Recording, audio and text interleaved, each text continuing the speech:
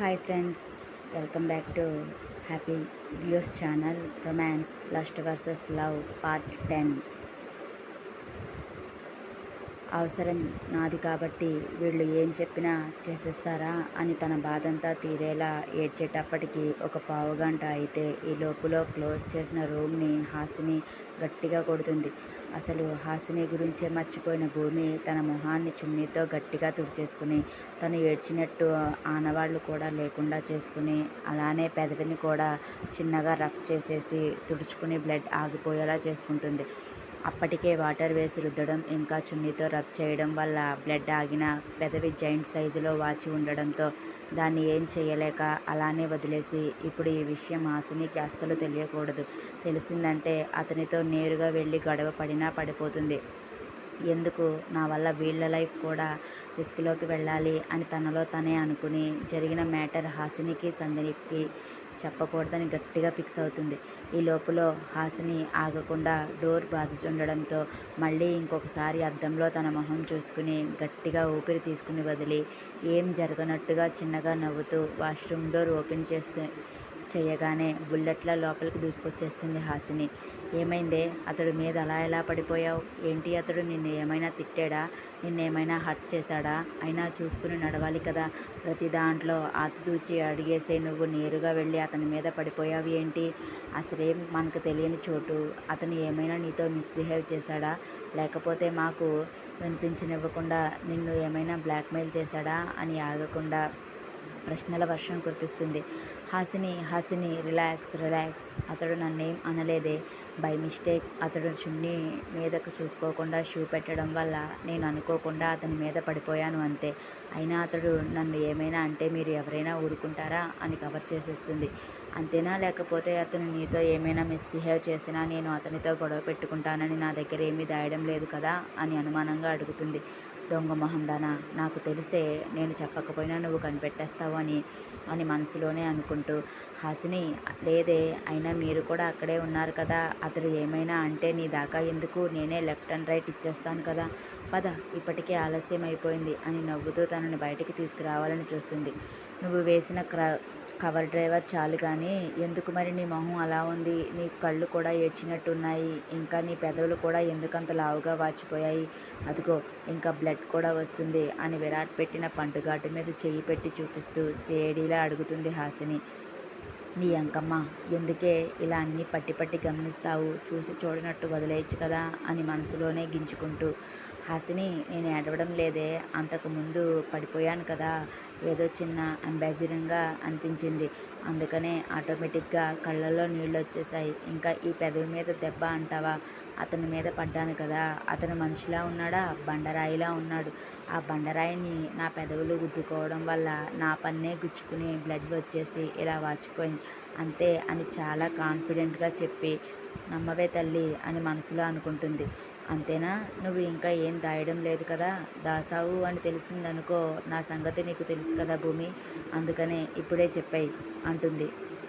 హబ్బా హాసిని, నువ్వు నీ అనుమానాలు.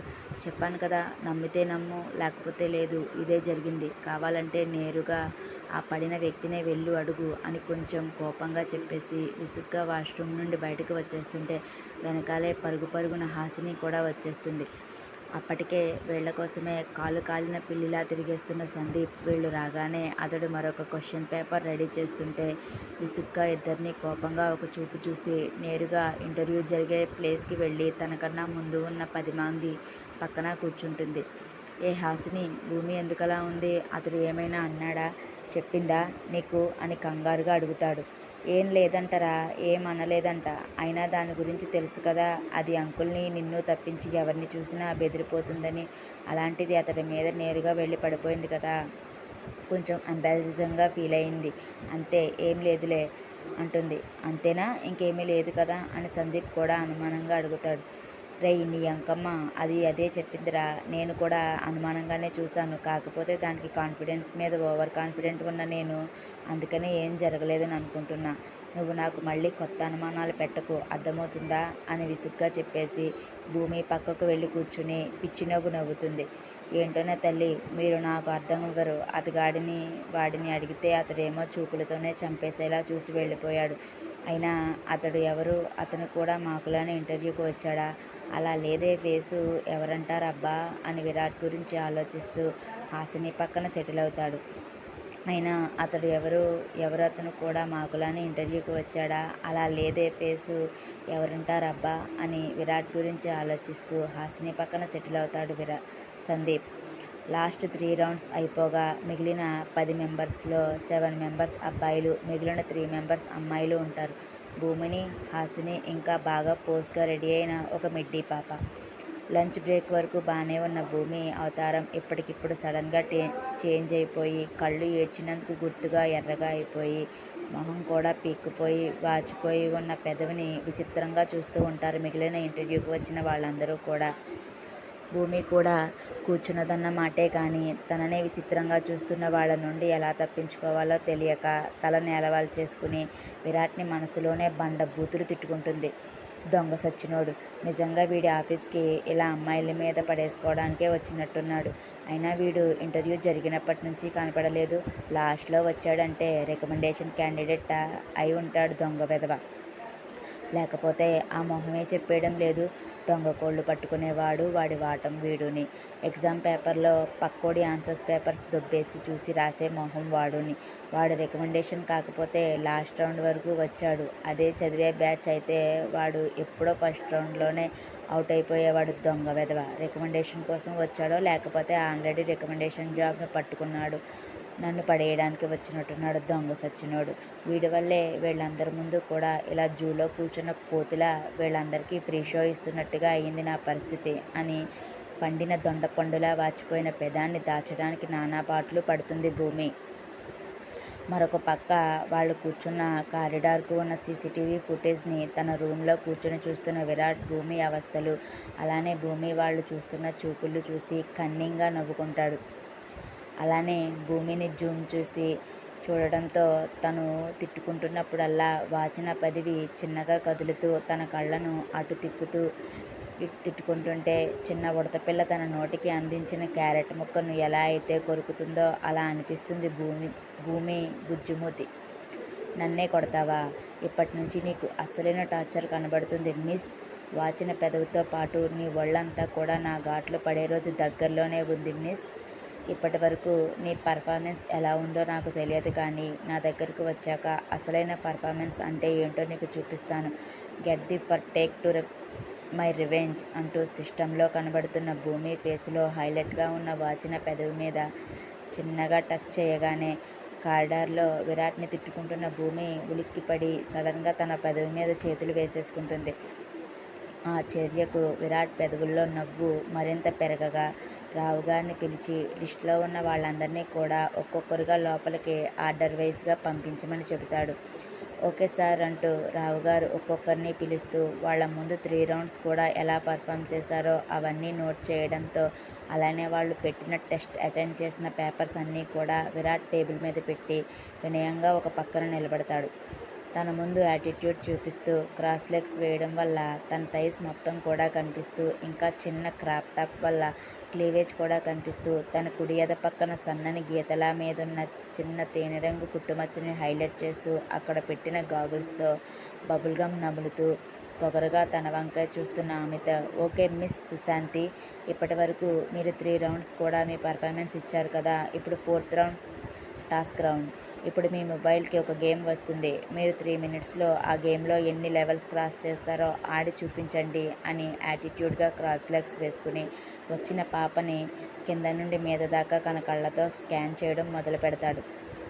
ఆ పాప కూడా తన పొగరును కళ్ళతోనే పలికిస్తూ విరాట్ తన ఫోన్కి గేమ్ని ఓవర్ కాన్ఫిడెన్స్తో ఆడేయగలను అన్నట్టుగా 3 మినిట్స్ పూర్తయ్యేటప్పటికి ఓన్లీ 4 లెవెల్స్ మాత్రమే క్రాస్ చేసి ఓకే డన్ సార్ అని తన మొబైల్ని ఎదురుగా పెడుతుంది.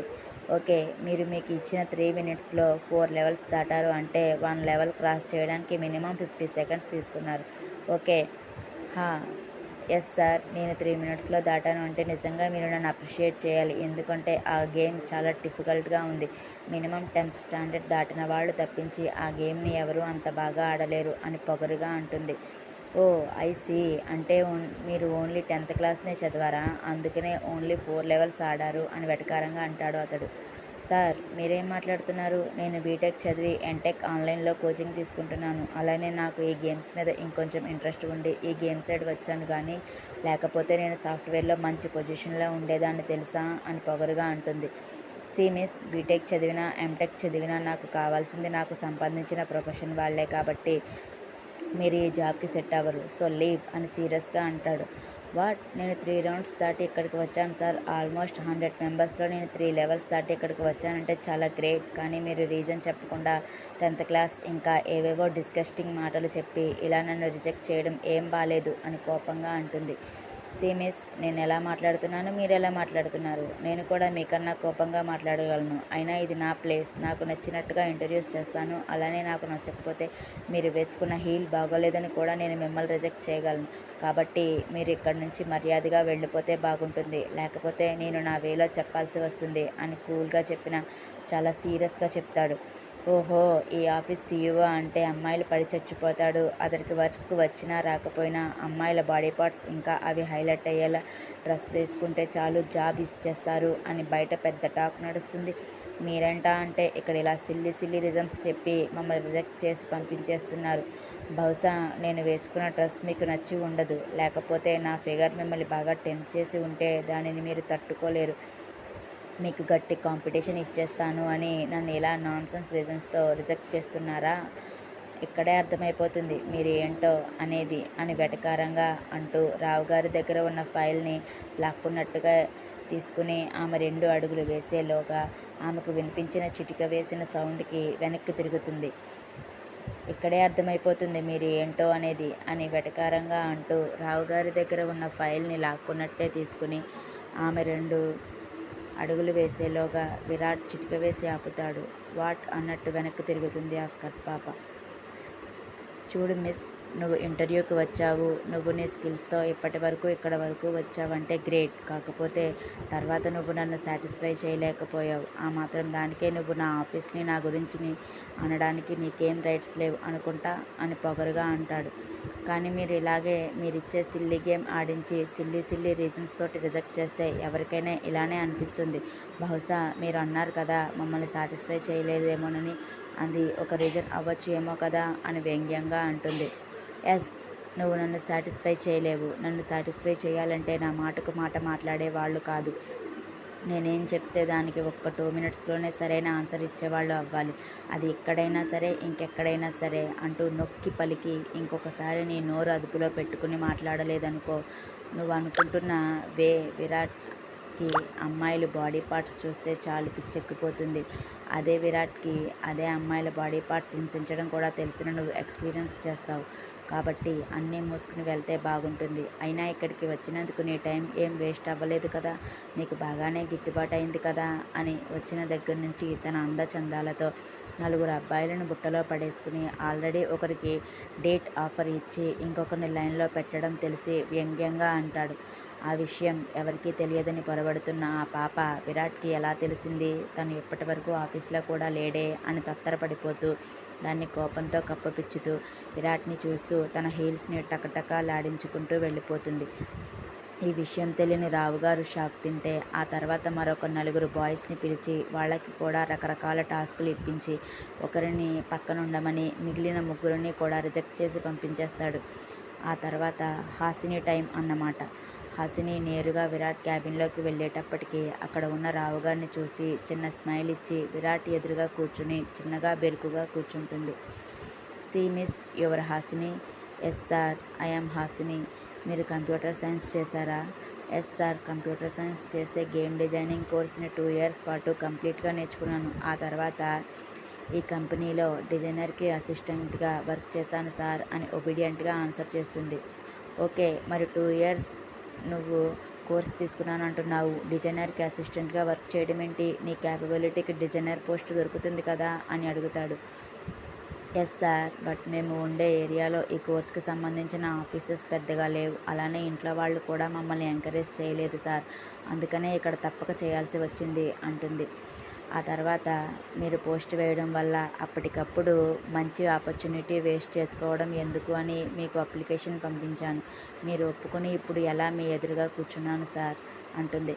ఓకే, మరి అప్పుడు ఒప్పుకోలేని మీ పేరెంట్స్ ఇప్పుడు ఒప్పుకున్నారా? మరి ఐ మీన్ నా కంపెనీలో జాయిన్ అయ్యావంటే కంప్లీట్గా 5 ఇయర్స్ బాండ్ రాయాలి.